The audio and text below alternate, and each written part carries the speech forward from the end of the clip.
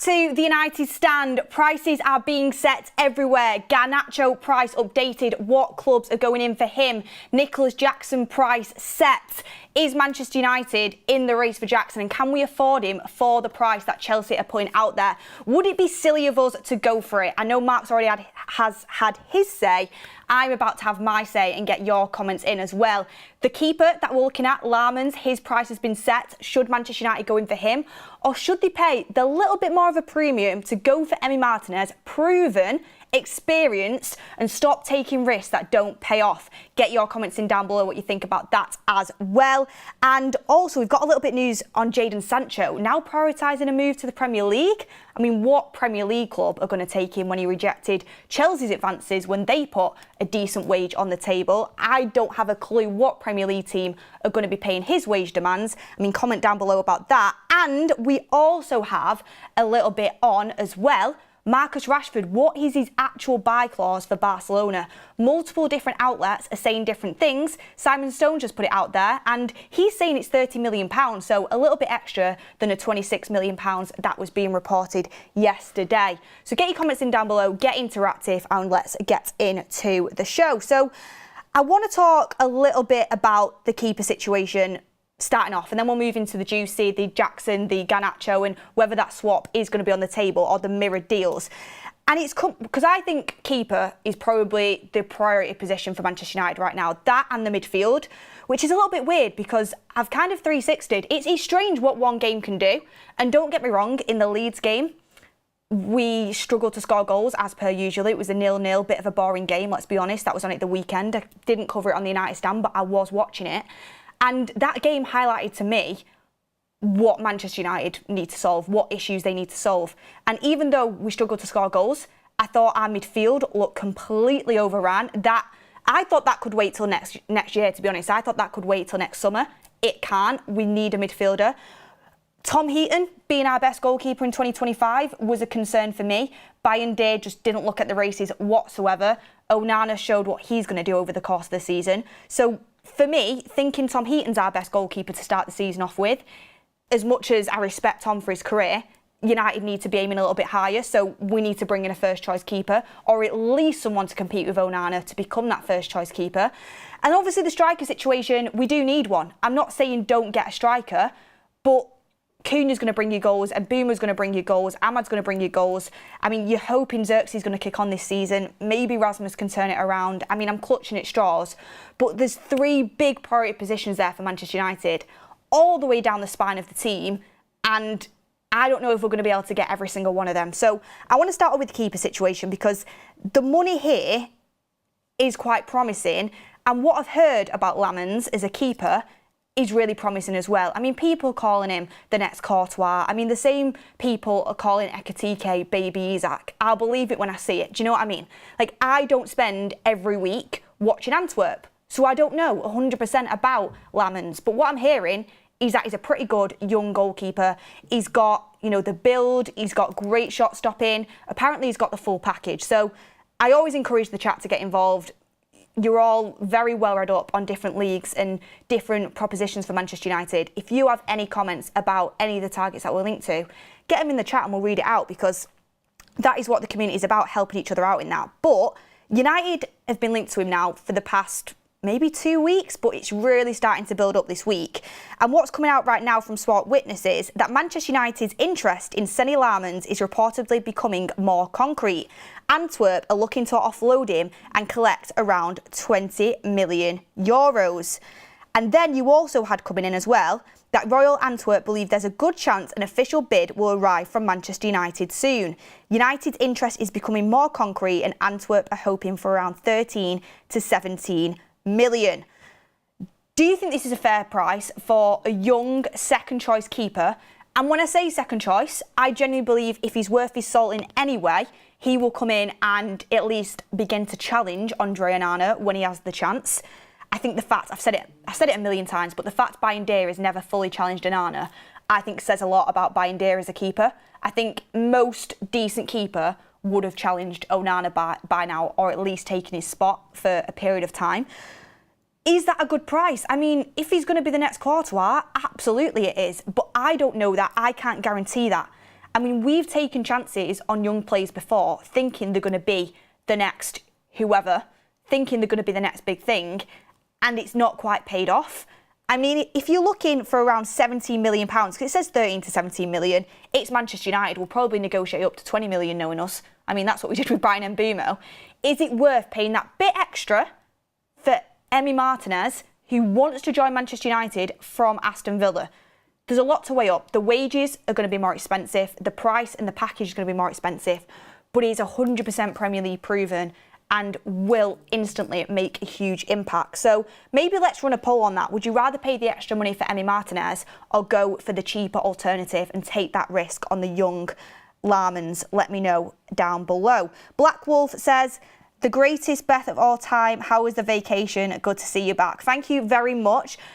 The holiday was absolutely lovely. Got some time in the sun. I mean, nothing happened while I was away. I kept checking in on the United stand, obviously. And then when I get back, David Ornstein's dropping Mbeumo, and next thing you know, it's a here we go, and hopefully we get the official today. So it was good timing to be back, but I'm off again very, very shortly with the United stand, so I'm still going to be involved in everything. We are going and covering the US tour, and we actually fly out tomorrow, so that's going to be super exciting to see Cunha and Mbeumo and go and cover that US tour for you guys and get you guys involved in that. We've got a lot of content coming up. We've got some really interesting shows that we're going to do, hopefully get some player interviews as well, so make sure you stay tuned for that. I think my screen froze at the next super chat. And Alfie said, saying Xerxes will do a job at number 9 is dangerous. I agree, but it's that time, isn't it? It's that time of the year when you see players in training and you get a little bit hopeful. And I am trying not to be delusional. I'm trying not to get ahead of myself. But I'm in a situation here where I'm trying to be realistic. Do I think Manchester United are going to sign a number 9, a midfielder, and a goalkeeper? I don't think that. I don't think we've got the money to. I think we've definitely got to shift Garnacho first. I think that's going to drag on. We'll move to that in a second. So I don't actually think we're capable of filling them 3 positions. And now it doesn't matter what I think, because United have prioritised a striker yet, which is, you know, that's been reported by Fabrizio Romano. That's where we're going. And this is not me saying I don't want a striker. I absolutely want a striker.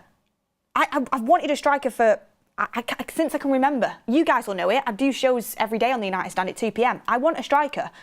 But I'm looking what's left in the market. Gyökeres is going to Arsenal. Ekitike's gone to Liverpool. And I'm looking, and it's Watkins.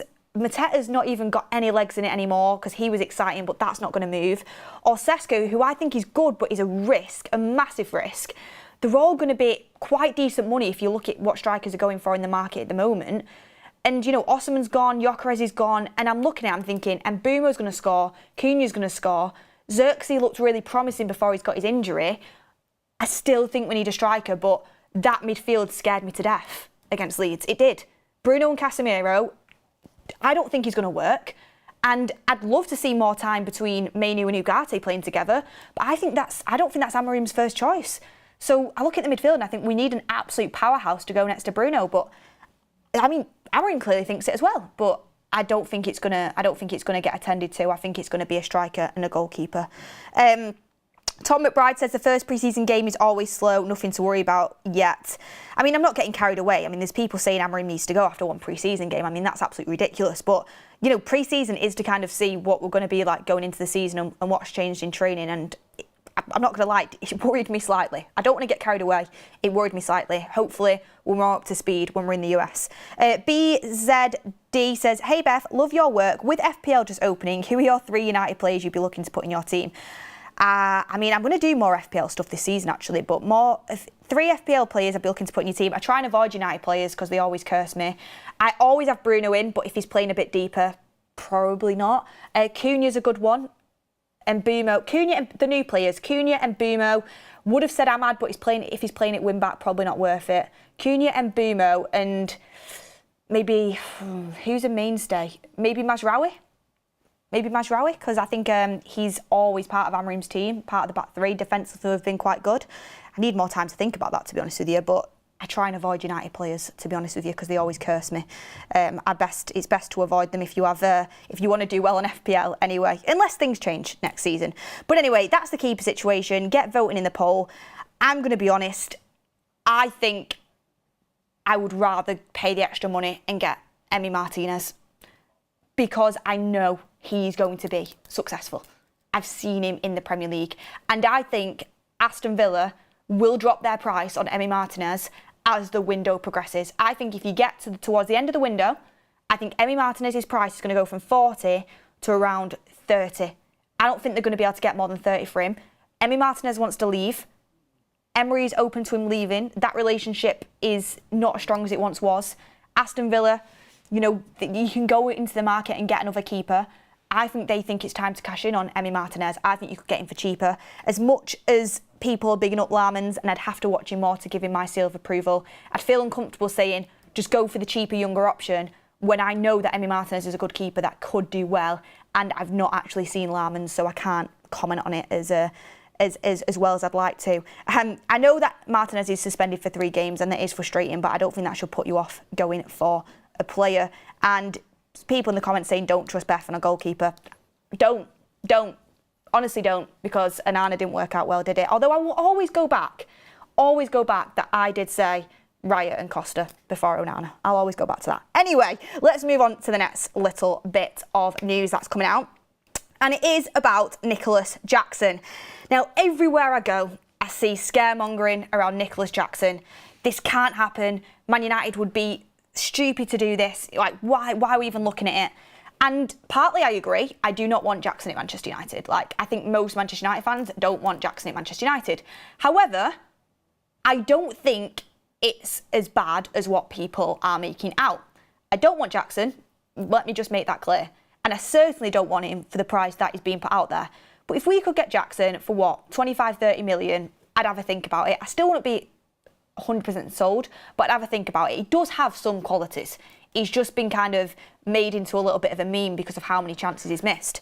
However, this is what's coming out, and I don't know what's in the water at Chelsea, but I don't know if they get people round to the club to negotiate with them.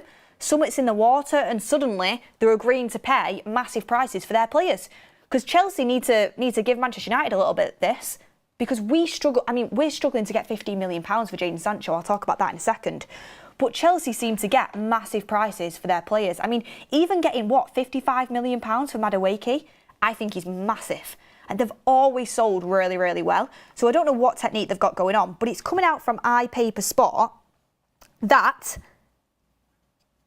they want £60 million for Nicolas Jackson. So this was the whole kind of quote that was in the article. And it says the level of target that Manchester United move for is dependent on how much they generate in sales. Huge wage savings will help. However, United have a range of potential alternatives as a result. Chelsea's Nicolas Jackson is a more realistic option. The Blues will hold out for 60 million for Jackson for now, but several sources has insisted that the price will come down later in the window, with Enzo Maresca's central striker department overloaded. Absolutely no way on this planet am I paying anywhere near 60 million for Nicolas Jackson. And to be honest with you, like, I just don't think it's a good fit for Manchester United. I think he's getting a ridiculous amount of criticism. I don't want him United. I mean, like I say, you know, in social media and sometimes even on YouTube, people take things as an extreme. I can say Nicolas Jackson isn't as bad as what some people are making out, and suddenly everyone thinks I want him at United. I don't want him at United. I think he misses way too many chances, and his character just isn't the right fit for what we're building. However, to put a 60 million price tag on his head is ridiculous. But what it says to me more about is that the strikers that are left in the market for Manchester United, realistically, I mean, my top striker right now would be Mateta. But there's been nothing developing in the Mateta situation. United have always been linked to him, we've monitored him, but nobody's really gone for him. I think Liverpool linked to him at one time and then it just never took up any speed. So I don't know if Crystal Palace are just not wanting to sell him. I don't know what it is, but I don't know why we're not advancing on the Mateta deal, because I think he's probably the best option left on the market. Premier League proven. I think he's 28 years old, so he's got a good amount of time left in him. Hungry. I mean, he's a bully. He knows where the back of the net is, gets himself in really good positions. I think Mateta gets you up the pitch. I think Mateta would be great. So Mateta would be my first option. Doesn't look like he's going to go. Just some reason, nothing's kind of picking up speed on the Mateta deal. Jackson, we've been linked to 60 million, never in a million years. Should we be going for that? And then you've got Sesko, who's been quoted for around 70 to 80 million, which if you're looking at Ekatike, and I think the numbers have just been confirmed by David Ornstein, I think it's £69 million initially for Ekatike, and then an extra 10 or 11 million in add-ons. So you're looking at around 80 million all in for Ekatike, just over. There's no way you're getting Sesko for anything less than 60. Absolutely no way. I don't think you're getting him for 60. I don't think you're getting him for anything less than 70. And where Manchester United are pulling 70 million for a striker, and although I saw Mark show this morning, scouts have been looking at him for a long time. I understand it. Should we trust our scouting department? We'd like to. I mean, we've scouted Camavinga before. We scouted Jude Bellingham, didn't we? We scouted Erling Haaland. Who else have we scouted? We scouted John Duran from Chicago Fire. I mean, we've scouted many players that have Caicedo. We scouted Caicedo before we went to Brighton. We've scouted a lot of players. And Sesko's been in our scouting network for a long time. I think it's around 3 years now, maybe just over. Do we trust the scouts? But at the same time, you are doing what we've done previously, gambling a lot of money on a young, unproven striker. I think he's got a lot of potential. I mean, his height, the way he can jump, his shot striking ability is fantastic, but he is still inconsistent, and the Premier League is a different ballgame. It's a massive, massive risk. And then you've got Ollie Watkins, who Villa are going to ask for around 60 million for a 29-year-old. It's going to be expensive for Manchester United in the striker market. And unless we can shift Garnacho for a decent fee, we're going to struggle, I think. I think we're going to struggle, and I think we're going to end up overpaying. So who knows who we're going to end up going for? I mean, would it surprise me if we end up with Calvert-Lewin on a free? Probably not. But any striker we've been linked to up to now, unless some surprise package comes forward, you're looking at probably at least 60 million. And that's a lot to spend on a striker right now in this market when you're looking at what Gyökeres is going to Arsenal for with all the negotiations that's happening. I know it's taken a while, but that's more than what Manchester United initially wanted to spend on a striker. United were in for Delap. That was 30 million. It could be doubled by the time you get a striker, and it's going to end up being our fourth choice. So striker situation, that's why I'm a little bit wary of it right now, because every striker you put forward now, there's not one where you're like absolutely 100%. Watkins is probably the best, but age isn't on his side, takes a lot of chances to score, and you know his fee's going to be pretty hefty. But then again, runs the channel super well, hold-up play is great, and I think he'd work well in an Amorim system. Mateta's got no legs in it, as I said. Nicolas Jackson, I've listed all the reasons why we shouldn't go there, and Sesko is a huge, huge risk. If it pays off, great. If it doesn't, you've put a lot of money on the table for a player that now isn't, hitting the heights that you'd have wanted him to. So United have just been burned multiple times in the past. That can put you off these sort of deals. You have Andrea saying De Gea should have stayed until he could play from the back. Onana is terrible. A big no for Onana. Onana must be replaced with Martinez, so you're voting on Martinez there. Red Smurf United has sent 5 United Stand memberships. What a legend. Pete says, I'd rather not buy a striker than get Jackson. Nigel Spiegel says, if you want your high blood pressure to rise next season, then buy Jackson. Billy Welch says, 1 game in and we already know the midfield is going to be a problem. I was told that Bruno will be a good option when he decided to stay. Yeah, and Rob Owens United has put any hope for Bruno, Beth. I already know people are going to be questioning me on the Bruno situation because I've always backed Bruno. I love him. He's my favourite United player. I did want him to stay. And again, when I say people take things to the extreme sometimes, I will absolutely stand by the fact that I wanted Bruno to stay. The reason I wanted Bruno to stay is because United are in a mess. We ended that season in a mess.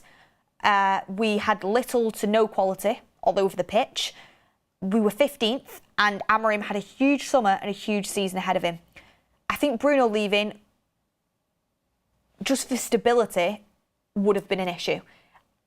I said next summer, if you get Cunha in, you get Mbeumo in, you get the striker in you want, you get a goalkeeper, and we're looking more stable, next summer if Al Hilal come back in, which I think they will, then you can look at it and think, we're going to invest this money into a top midfielder in the prime, someone that we can build out.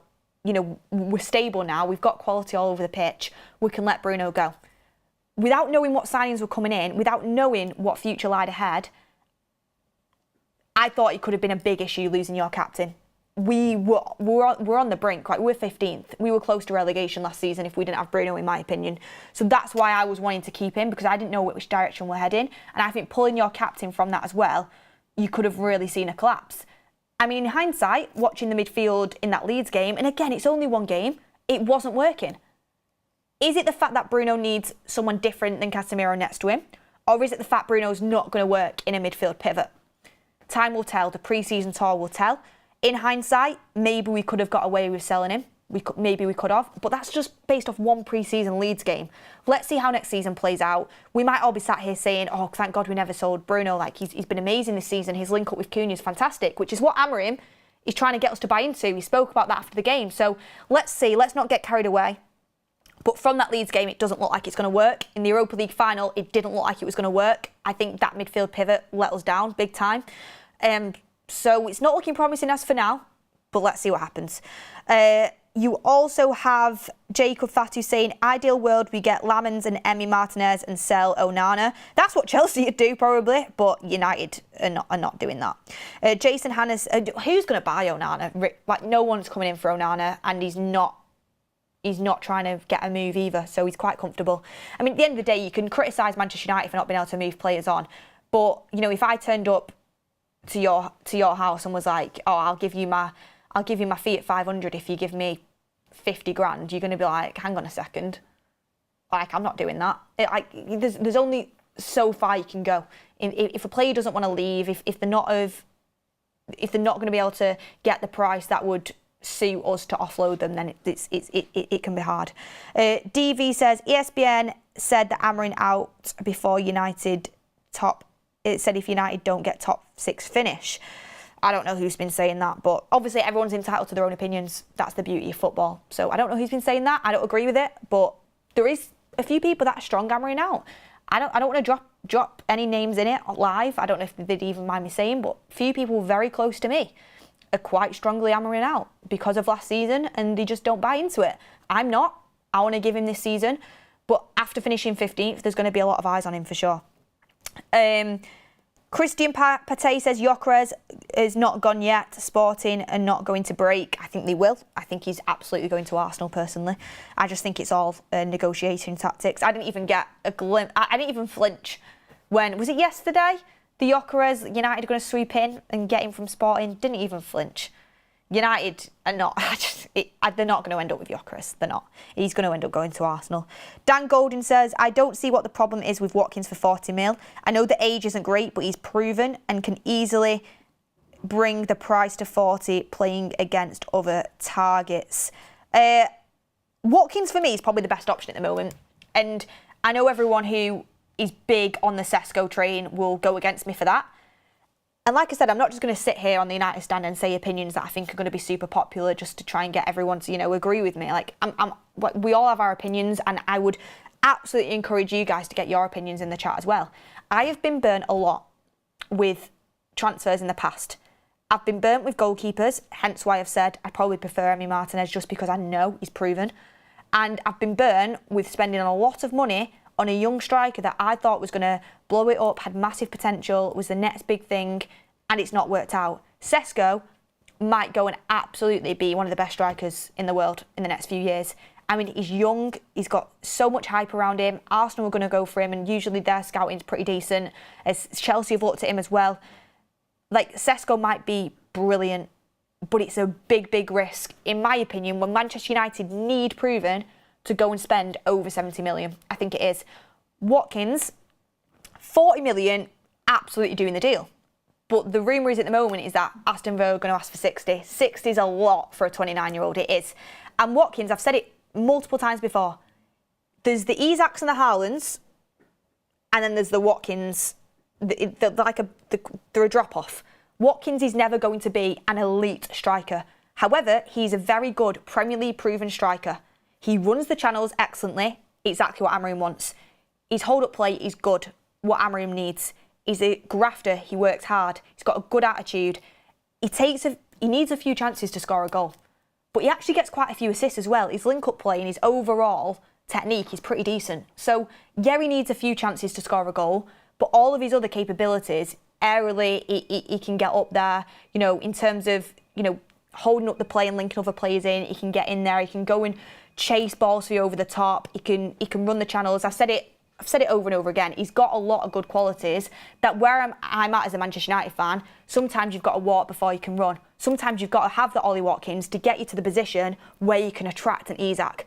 Because ideally, in an ideal world, I'd want Manchester United to be doing what Liverpool are doing. Here you go, there's the money on the table for Isak. Because that's what they were trying to do. OK, they've pivoted to Ekitike because Newcastle, you know, maybe is exploring that Saudi deal. We don't know. But I want Manchester United to be able to do that. But to get in that position, we've got to be competitive for the Premier League. We've got to be competitive in the Champions League. We're absolutely nowhere near it. How do we become competitive for the Premier League? How do we get into the Champions League? Maybe it takes the level of striker like a Watkins to help us climb that table. So I've kind of gone more onto the Watkins idea. He's not going to be a revelation. He's not going to, I don't think, you know, be the next striker since sliced bread, but he's definitely going to be an improvement on what we've got. And he's definitely going to add some attributes into that striking lineup that we need. Yef Low says, is there any plans for a future show with Mark, Ricky and Beth all together? I definitely want to do that again. We've done it in the past. I'll speak to Goldbridge about that. Actually, he's up in the Manchester studio, so I'll speak to him. No. He said no. He said no. He doesn't want to go up against us. Don't want to go up against us. He can't take it. Also, we actually were thinking if we had the Mbeumo official today, we were going to try and do a show together, maybe outside Old Trafford while he's in Manchester, but we don't know when the Mbeumo official is going to be in yet. So we'll have to wait and see. Ian Tracy says, I like Bruno. I think he's such an issue in the pivot. I'd be tempted to play Mbeumo as striker, move Bruno beside Cunha and get a midfielder. Is that Ricky there? That's it. I think Ricky was telling me the other day that what he would do is he'd play Casemiro and Ugarte, or Ugarte and Mainu. He'd then play, well, he wouldn't play Bruno, but he knows Bruno's going to play, so he'd play Bruno and Cunha as the 10s and then Mbeumo up front. I think that's what he said he'd do. But then I don't see the point of playing Mbeumo up front when I was looking at his statistics the other day, and I know from watching him, because I've watched a lot of Brentford games over the course of the last few seasons. I think they're really exciting to watch, especially under Thomas Frank. I was looking at Mbeumo. Let me just get it up quickly before I wrap up. And where is it now? I've lost my file. 1 second, because it actually is worth something to the show.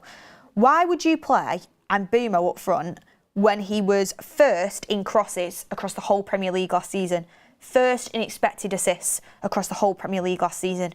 Do you know what I mean? Like, he can create goals. He links up super well with the striker. The way he linked up with Wissa was fantastic. So I don't want to really waste him at striker when I know that his crossing is absolutely fantastic. So I still think we need a striker. I really do. I think Xerxes could work for a bit. I do. I think he's going to kick on next season.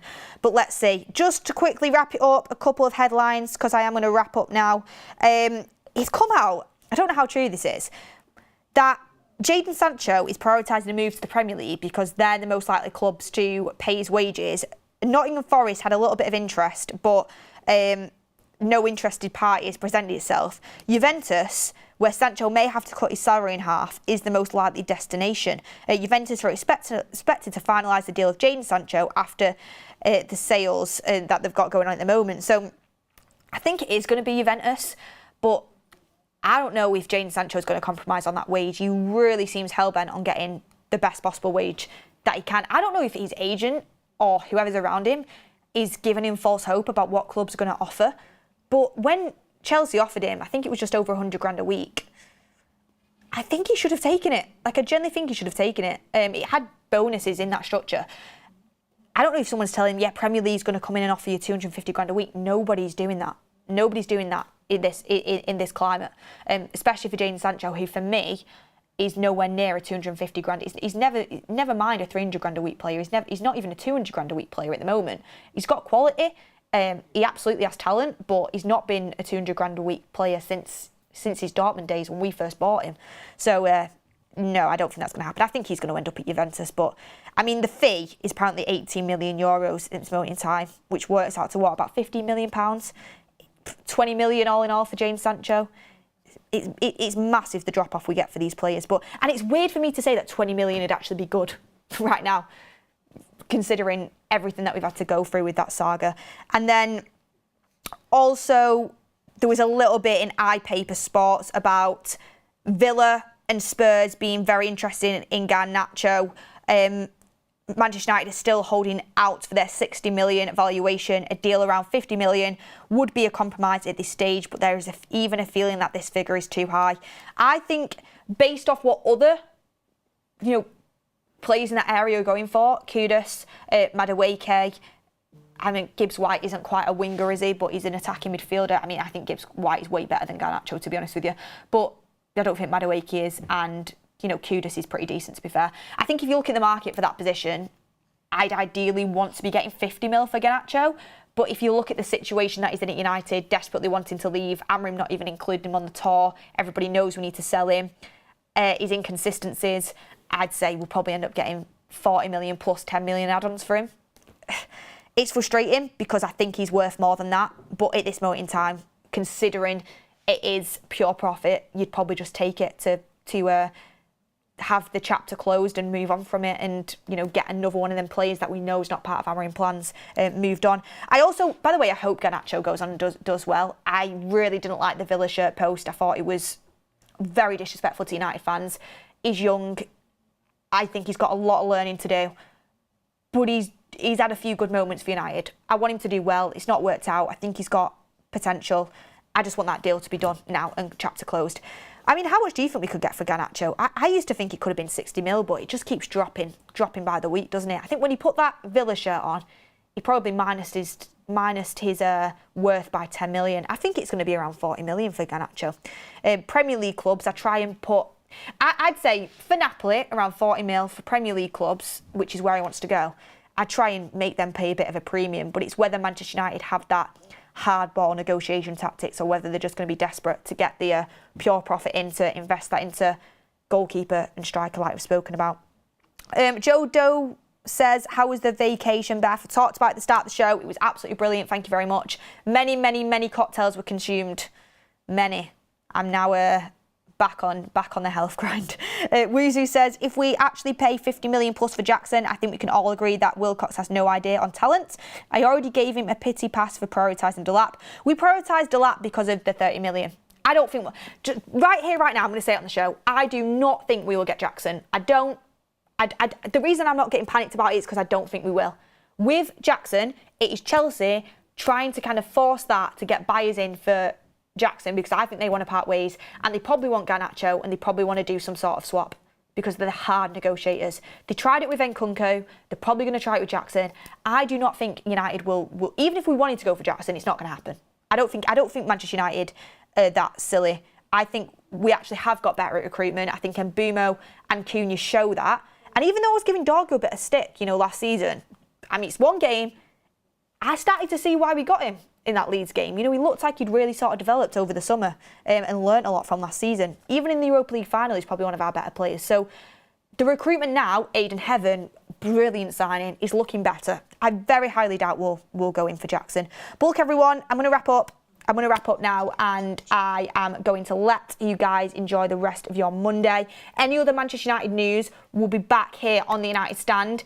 Mbeumo official should be coming anytime soon. So who knows? It might be me and Goldbridge doing it. It might be just Goldbridge. Who knows if it happens while he's still in Manchester. We'll be back reacting to that. What number will he get? I think he's going to end up with a number 19, but let's see. It'll be nice to see all the pictures. Can I just say, how amazing was it to see him turn up in a suit? I absolutely loved it when Mbeumo turned up in a suit. He looked so proud to be a Manchester United player, and that's exactly the mentality we need. He looked buzzing. Cunha did when he turned up. He looked buzzing as well. And I get it, people say, well, Anthony looked buzzing when he signed, Højlund looked buzzing when he signed. But these are two players that are Premier League proven, were contenders for Team of the Year last season, have done it in the Premier League for multiple seasons now, and were two of the best performers in the Premier League. And they turned up to Carrington with that much pride to sign for us, even though we finished 15th. And Mbeumo had multiple offers on the table. He's turning up to Carrington in a suit after being super professional for the long 7 weeks of that saga. the exact type of players that I want to be signing. I can't wait to see them both link up together on tour. So when that comes through, we'll bring it. Champers, Amorim's Reds is in the chat. I'll leave Goldbridge for the Champers. I can't stop saying that, by the way. All weekend, I'll just be there. I'll look at my brother and I'll go, Champers? I can't stop. I don't know if you guys are like that. Last super chat, Sunseam says, Beth, before strikers, we need solid midfield or else we are going to be in the same position as we were last year. All top teams have a rock solid midfield. I mean, spine of the team. The midfield, that Leeds game, on top of the Europa League final, because I was going back over that game as well, because I've been spiralling a little bit in my head, is single-handedly changed my priority position. And I'm a bit late to the party, but Ineos United, if you're watching, midfielder is what we need. I mean, I hope Manu can do it, but I don't know. Anyway, Champers, I'll wrap up now. Also, remember, any other news coming out, Premier League news or news across Europe, we'll be covering it on That's Football, so make sure you go and subscribe to that. I mean, there's already a video out today, I think, about Isak. Could you imagine if he goes Saudi? Make sure you head over to That's Football. And Terry is on the 8 PM show. I can't wait to tune in. Make sure you stay tuned for that as well. Thank you everyone for watching. Smash a like on the video, and I will see you on the next one.